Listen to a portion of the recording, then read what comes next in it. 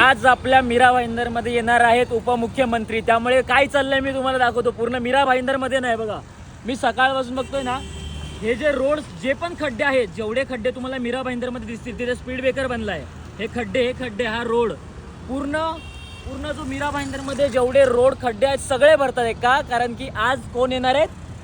उपमुख्यमंत्री. सामान्य नागरिकांना जेव्हा त्रास होतो तेव्हा काहीच भेटत नाही, पण उपमुख्यमंत्री मीरा भाईंदरमध्ये येत आहे. त्यामुळे तुम्ही बघू शकता संपूर्ण रोड साफसफाई बघा, सकाळपासून साफसफाई वगैरे चालू आहे बघा, बऱ्याच गोष्टी चालू आहेत. फक्त का एक दिवस दाखवण्यासाठी की मीरा भाईंदर आम्ही किती चांगलं ठेवलंय, पण रियालिटी वेगळी आहे. उपमुख्यमंत्र्यांना विनंती आहे, तुम्ही येताय तर जरा लोकल रस्त्यांमध्ये फिरा. बघा, फक्त स्वच्छतेचा अवॉर्ड यांना भेटलाय, ते पण विकत घेतलाय. रोड जे आहेत ते तुम्ही येता म्हणून बनवले का?